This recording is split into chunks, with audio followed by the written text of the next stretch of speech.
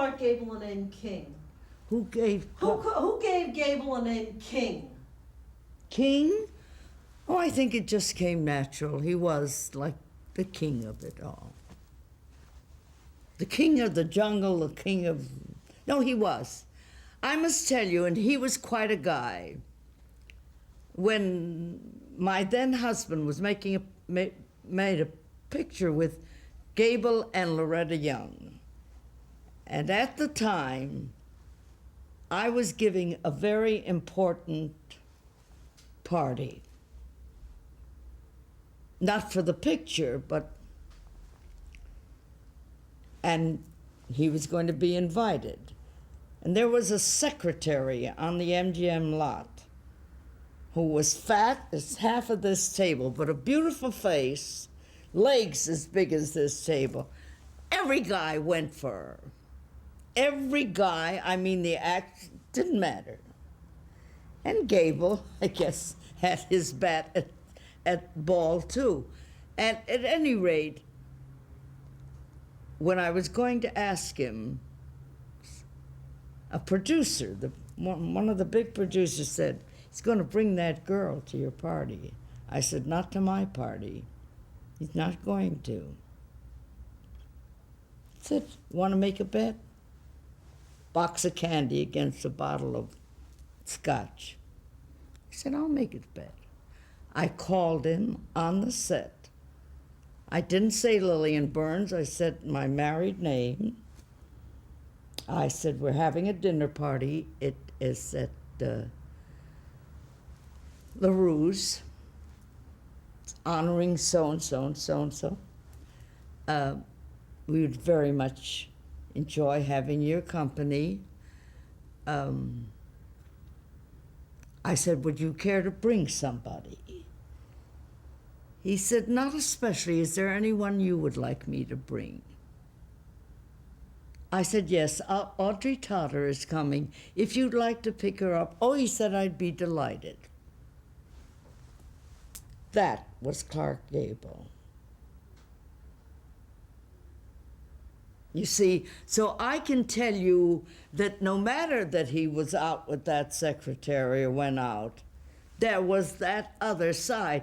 In other words, what I'm trying to say, if Joan Crawford did have to sleep with Big Beak, there was a time when she didn't have to do anything she didn't want to. And then she could do anything she wanted. That's right, and they did, and that was their business. You see, Clark Gable could read between the lines because he knew. He knew he was talking to a lady, and he treated her as such.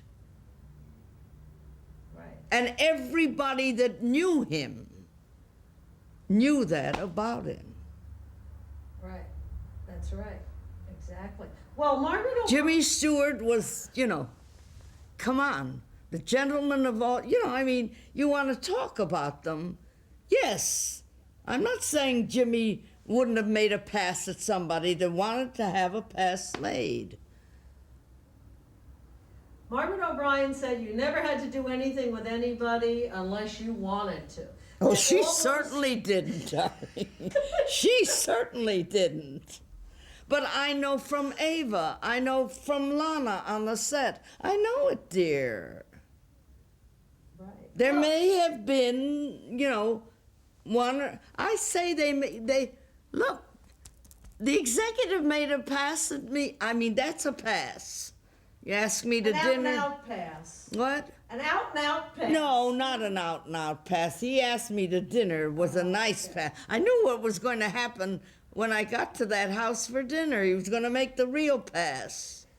Come on. Well, look, but we're talking about Janet Leigh, right? Yeah. Janet Leigh was going out with Arthur Lowe Jr. That's right. She had Howard Hughes chasing her. All these really powerful That's people. right. She didn't have to do a damn thing. And she marries Tony Curtis. That's right. And loved him, and they were a handsome couple together.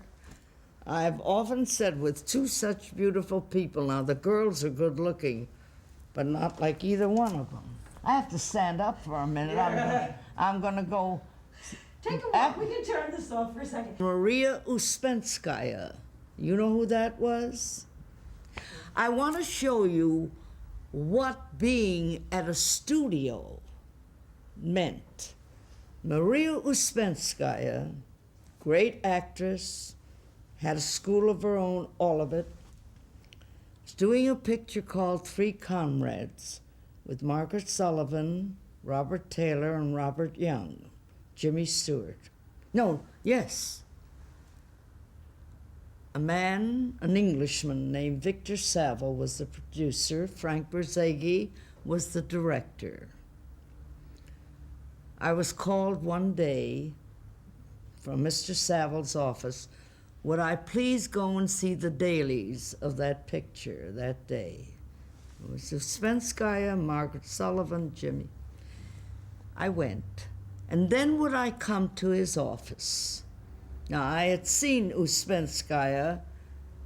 My mother took me when I think I was maybe 10 years old, when Stanislavski brought the Russian theater to Chicago.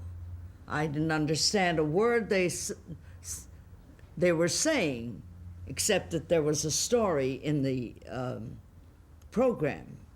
But I saw great performances. Now, I walked into Mr. Saville's office, and there is the producer, the director, the assistant director, filled, and this little tiny woman sitting and shaking, but shaking like a leaf that's...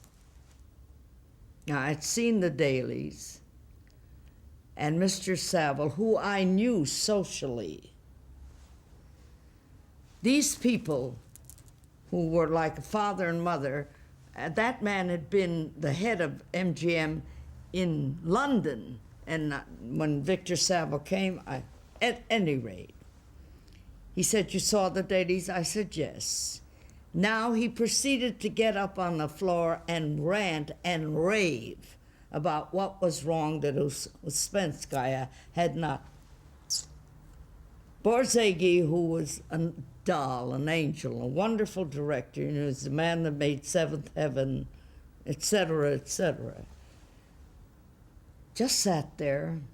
And finally, I couldn't stand it because I saw this little woman, this great actress, you know, sitting and shaking like that.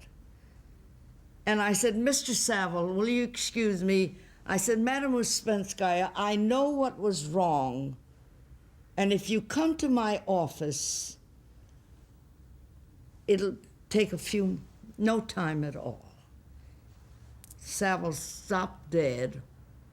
Frank Berzaghi did this and kind of covered his face. He was going to laugh, you know. And she said, "When?" I said, "Tomorrow morning, 10 o'clock. 1 minute of 10 the next morning, before my secretary could say she's here, there was a knock on my door. She came in, and I had talked to Frank Berzaghi. I said, "Is the set still up the way it was?" I said, "Look, Madame Uspenskaya, I saw you when I was, 10 years old. I know who you are. I know exactly what was wrong. You are doing a scene that has dialogue in it, but has a great deal of business." It was in the kitchens, and she was cooking. They were all there, and the conversation was going between all of them. And she was cooking in the meantime, stirring soup. I said, "How long did you rehearse?" "Oh," she said, "we just walked through the scene, for the camera." I said, "That's what's wrong. You have a lot of business mixed with dialogue, and the other dialogue and the timing of it, and that with the business, and you had no rehearsal." I said, "We're going down to the set. I'm going to read all the other parts, and you are going to rehearse." Of course, they shot the next day, and she was wonderful and marvelous. From that time on, she never did a picture any place that she didn't come and discuss it with me. Now, she had her own school, her own teachers, her own she needed nobody. And we became very good friends. And she sent me a replica of a telegram, you know, Western Union telegram, to Lillian Burns, what she thought of me, Maria Uspenskaya. But, and this is not to do with pictures, she introduced me, she invited me to a dinner and an occasion that I've never had otherwise and that I will always remember. The Russian New Year is after our New Year. And she had about, I was not married, she had about 12, 14 people. She lived in Hollywood, had a very nice duplex home. And we were invited for about 9:30, and we talked and this. And at 11:30, we sat down at this beautiful table that was set in the dining room, spread out. And on the side, to your left where a butter plate may go, was a little round saucer. On that was a little, you know, like a loose leaf tablet, a little one with a little pencil beside it. And there was a box of matches. And she explained to us on the wall was one of those old-fashioned clocks that strike. Mm-hmm. You know, how many? Mm-hmm. 1, 2. She said, when it is a few minutes of 12, and when it's 12 o'clock, the clock will strike. You are then to write down your wish that you want for New Year's. Fold it up, put it in the saucer, light it, let it burn to an ash, take the ash, put it on your tongue, drink it down the ash with the wine. And that was the most, well, everybody, that clock struck 1, the first chime on 12 o'clock, we all started to write. We burned the thing, we put it on, had to be done before the last strike of the clock, but it was wonderful. And that's my story. But you see, this was a great actress, this was something wrong, and the studio had someone who could correct it.